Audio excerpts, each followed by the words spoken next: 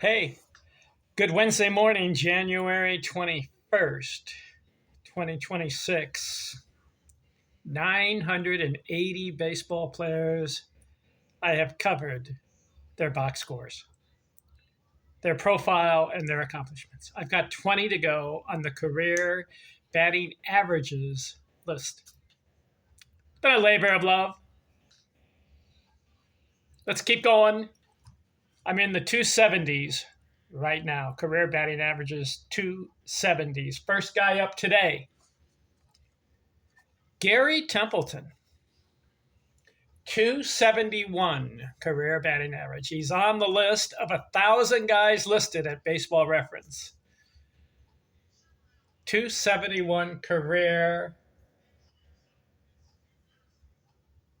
Here's a good stat. Listen to this. 2,079 games for Garry. 2,096 hits. Way to go, Garry. You passed 2,000 hits. I like any guy who plays Major League Baseball to pass that magic number of 2,000 hits. Of course, the good players, they get to 3,000 hits. Actually, I should say great players. Good players get to 2,500 hits. I'd say even good players at 2,000 hits, 2,500 hits, you're in the good range. Very good player. You get past the 25 and you get to 3,000 hits, you're in the great player list. And then you get to 4,000 hits. You're in the great player list. Two guys, 4,000 hits. Pete Rose, Ty Cobb. So Garry Templeton, 2,096 hits. Had a really nice 1979 season. Listen to this. 105 runs scored. 211 hits, leads the league. Garry Templeton, black ink. He also had 19 triples that year. That led the league, black ink. So he had potential. I'm looking at Garry Templeton's career. He had 2 seasons, 200 hits. 1977, 200 hits exactly. He led the league in triples that year, 18. In fact, 3 years in a row, he led the league in triples. 1977, 78, and 79. 3 black inks there. And then he led the league in hits, 1979, 211. 4 black inks, Garry Templeton. I haven't seen too many black inks in the 270s career batting averages. Garry Templeton, 271. 4 black inks. So that 1977, 78, and 79 highlight of Garry Templeton's career. After that, average. Didn't quite produce seasons like that again. I batted 322 in 1977.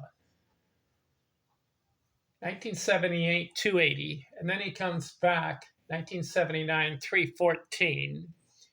Then he bats 319 in 1980. So that 3 to 4 year period, good hitter, good batting average. But then after that, he was under 300. The rest of his career, that hurt his career batting average, ended up 271.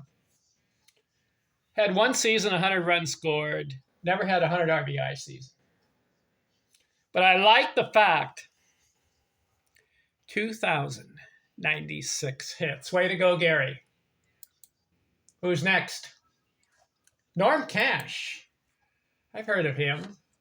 Have you? 1958 through 1974.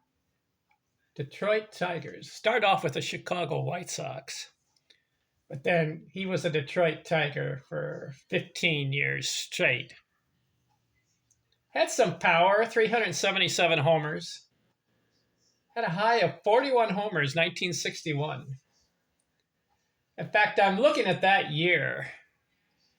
Norm Cash, best year, 1961. Listen to the numbers. 119 runs scored. 193 hits, leads the league, black ink. 41 homers, 132 RBIs. Ooh, that's good. He bats .361. That leads the league. Batting title. And he has .487 on base. That year, he gets 3 black inks.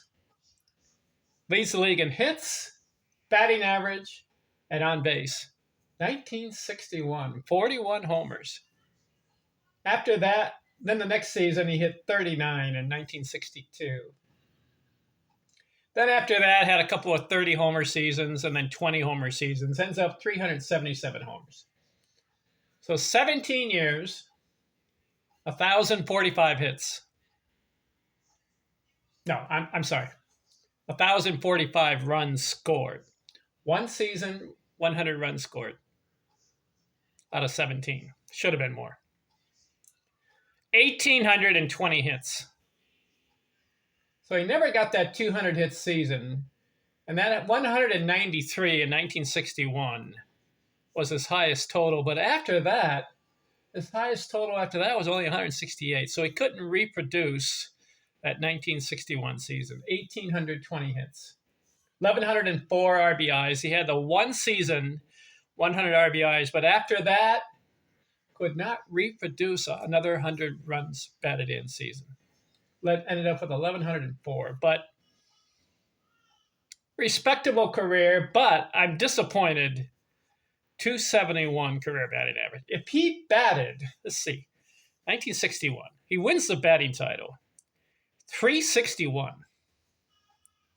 Why couldn't he get more 300 batting average seasons? You want to know something? I didn't know this. 17 years, only one season, 300 or better. And that's the season he batted 361 with a batting title. The rest of the time, something happened. Why couldn't he do 300 again and again and again? His highest batting average after that, 286. Strange career, Norm Crash. He breaks out 1961. And after that, just becomes an average player. But he had some pop, 377 homers, is respectable. He's on the list. Norm Cash, 271 career. Who's next? Odubel Herrera. Odubel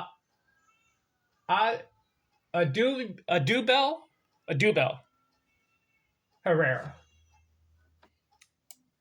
Sorry if I mispronounced. 7 years in the league. But he got that required 3,000 at-bat threshold in order to make the career batting average list. But only 7 years, 791 hits, 271 career batting average, 167 hits was his high. Never batted 300. Had a 297 one year. Who's next?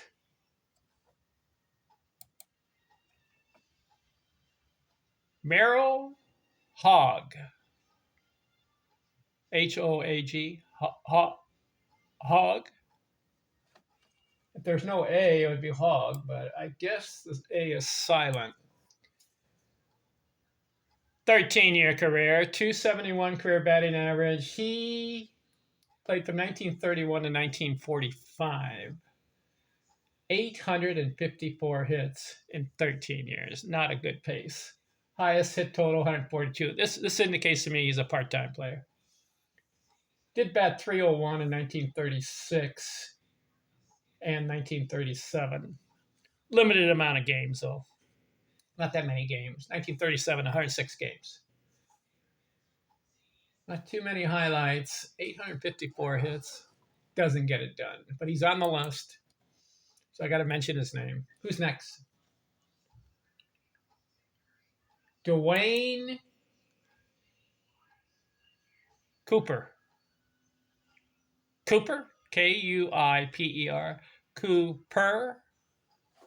Duane. 1974 through 1985, a 12-year career. 917 hits, 271 career batting average.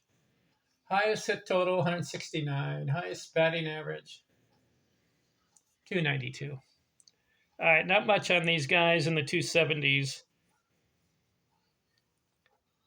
But Garry Templeton and Norm Cash in the 270s had some black inks. Way to go. All right, we're done here. I've got 985 guys covered, 15 more to go. So the next couple of videos, I'll be done. After I'm done with the career batting average list, I'm going to career pitching wins. I want to look at 100 or 200 pitchers, see how they did in their profiles and their box scores. Talk to you later. I'm out.